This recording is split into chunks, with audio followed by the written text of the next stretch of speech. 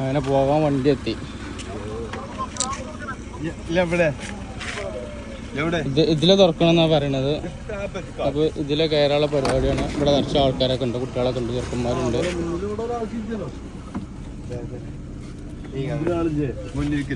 അങ്ങനെ വണ്ടിക്കാർ മുമ്പൊക്കെ പോയിക്കോളാം. അങ്ങനെ ഞങ്ങള് നോൻപറന്ന് ഇങ്ങനെ ഇറങ്ങി. നോൻപറന്നുകാണ്ട് ഇറങ്ങി. പിന്നെ അതിലാണ് സഫാൻ. അല്ല, ആരാണ് ഇപ്പൊ എവിടുക്ക പോണത് പറഞ്ഞത്? അരീക്കോട്. വീട്ടിൽ അരീക്കോട് കൊണ്ടുവരുന്ന സഫാനിൻ്റെ ഇവിടെ. എന്നാ പിന്നെ നമുക്ക് പോയാലൊരു ചോദ്യം. പിന്നെ ഞങ്ങളോട് ഇറങ്ങി. എന്നാ നമുക്ക് അടുത്ത കാഴ്ച കാണാം. അങ്ങനെ ഞങ്ങൾ അരീക്കോട്ടേക്കാണ് അറിയണ്ടല്ല. ഞങ്ങളൊരു കുഗ്രാമത്തിൽ കൂടിയൊക്കെയാണ് വണ്ടി പോണത് കേട്ടോ. ഇപ്പോൾ വലിയ മുട്ടിയുണ്ട്. വലിയ മുട്ടിയോ ഇല്ല. അതെ, പ്ലെയിൻ ഗിയർ ഇട്ടാണ് ഇങ്ങനെ പോകുന്നത്. അമ്മൊരു കയറ്റം.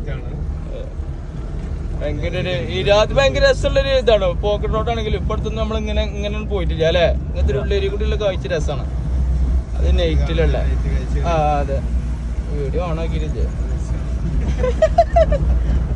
അങ്ങനെ ഞങ്ങള് മെയിൻ റോട്ടുമൊക്കെ ചാടി. ഇത് മുക്കം അവിടെ എത്തണം. മുക്കം, താമരശ്ശേരി, കൊയിലാണ്ടി, അരീക്കോട്. അപ്പൊ അരീക്കോട് എത്തി. എത്ര 15 കിലോമീറ്ററുള്ള റണ്ണിങ് ഉള്ളു കേട്ടോ. അപ്പൊ ഞങ്ങളിനി മേറോട്ടുമ്പൊക്കെ ചാടിക്കൂടെ. മേറോട്ടുമ്പത്തെ കാഴ്ച ചെറുതായിട്ട് നമുക്ക് ഇങ്ങനെ കണ്ടുകാണ്ടേ. നോൻപായിട്ട് എന്താണ് സ്പെഷ്യലായിട്ട് എവിടെയെങ്കിലും എന്തെങ്കിലുമൊക്കെ ഉണ്ടോ നോക്കാൻ മതി.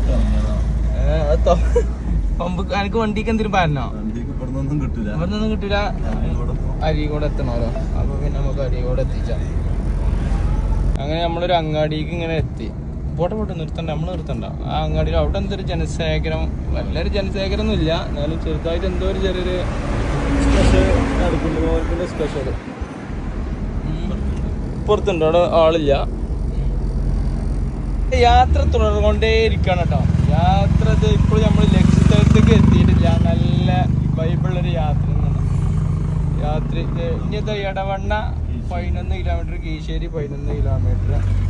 നമുക്ക് എത്തേണ്ടത് അരീക്കോട്. അതിൻ്റെ കിലോമീറ്ററിൻ്റെ കണക്കവിടെ കാണിച്ചില്ല. അപ്പം നമുക്ക് അറിയാത്തതുകൊണ്ട് നമ്മൾ വീണ്ടും എങ്ങനെ പോകുക തന്നെയാണ്. എന്തായാലും ഇപ്പം നമുക്ക് അറിയാതെ ഇപ്പം ഇത് എത്തിയിട്ടില്ല എന്ന്. കിലോമീറ്ററിൻ്റെ അളവ് നമുക്ക് കിട്ടാത്തത്. അങ്ങനെ നമ്മൾ ലക്ഷ്യ സ്ഥലത്തേക്ക് എത്തി എന്നാ പറഞ്ഞു. വീട്ടിൽ ഏതാണ് വീട്ടിൽ ഷട്ടർ? ഈ ഷട്ടറിന് പൊന്തണ്ട നമുക്ക്. ഈ ഷട്ടർ നമുക്ക് പൊന്തണം, എന്നാലും ഇപ്പം നമ്മൾ പരിപാടി അടുക്കൊണ്ട് വന്നില്ല. അത് പൊന്തിക്കുന്നാണ് വീട്ടിൽ പറയണത്. അതിനുള്ള ആളെ ഇവിടെ വരുത്തും. അതിനുള്ള ആംബിയറുണ്ടായിരുന്നു. ഞാൻ അങ്ങോട്ട് വണ്ടി എടുത്ത് കൊടുത്തതെന്ന് പറഞ്ഞത്. ഇത്രയും ദൂരം ഞാൻ താണ്ടി വന്നിട്ടുണ്ടെങ്കിൽ ഏത് അടഞ്ഞതും പൊന്തിക്കുന്നവൻ പറയണത്. നോക്കാം, നമുക്ക് വെയിറ്റ് ചെയ്യാം. ഒട്ട് വെയിറ്റ് ചെയ്യേണ്ടി വരും. വീട്ടിൽ പൊന്തിക്കണമെങ്കിൽ പൊട്ടിക്കാനുള്ള സമയം മതിയോ? എങ്ങനെയാണ് ഉദ്ദേശിക്കുന്നത്? അതോ ഇവിടെ ആളൊന്ന് തുറന്നു തരുമോ?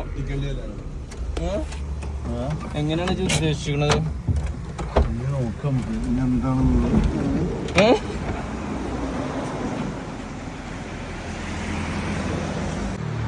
അങ്ങനെ എന്താ വെച്ചിട്ടുണ്ടെങ്കിലേ, യാത്ര കുറച്ചൊന്ന് പോകുമ്പോൾ തന്നെ ഇപ്പം സമയം ഇവിടെ 9 മണിയായി. ചെറിയൊരു ദാഹം. പീടിയുണ്ടോ നോക്കാം നമുക്ക്. അവിടെ ഇങ്ങനെ ഒരു പീടിയൻ്റെ ഒരു പീടിയ കച്ചവടം. അവിടെ ഇങ്ങനെ എന്തൊരു ലൈറ്റ് കാണുന്നുണ്ട്. പീടിയ എന്നുള്ള പ്രതീക്ഷയിൽ ഇങ്ങനെ പോയി നോക്കാം. അല്ലെങ്കിൽ പിന്നെ കഴിഞ്ഞു അതാ. അങ്ങനെ പീടിയക്ക് എത്തിയപ്പോഴാണ് ഞാനൊരു കാര്യം സെപ്പനോട് പറഞ്ഞത്.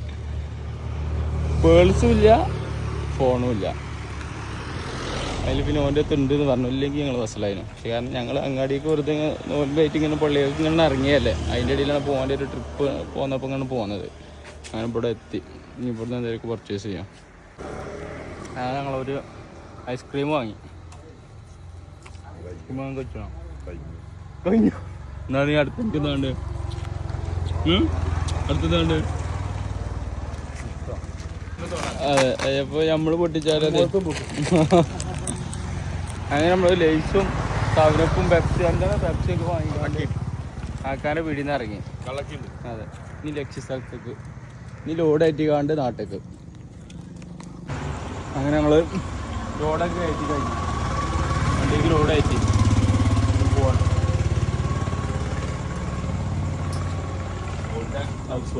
അങ്ങനെ ഞങ്ങൾ പമ്പ് കയറി.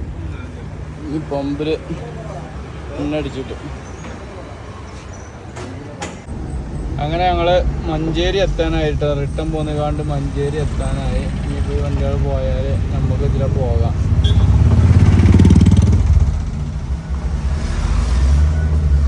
വണ്ടി ഇങ്ങനെ പോട്ടെ പോട്ടെ പോട്ടെ. നമ്മള് കൈയിട്ടു കണ്ട് നമ്മളിങ്ങനെ വല്ലാണ്ട് ഷൂട്ടായി.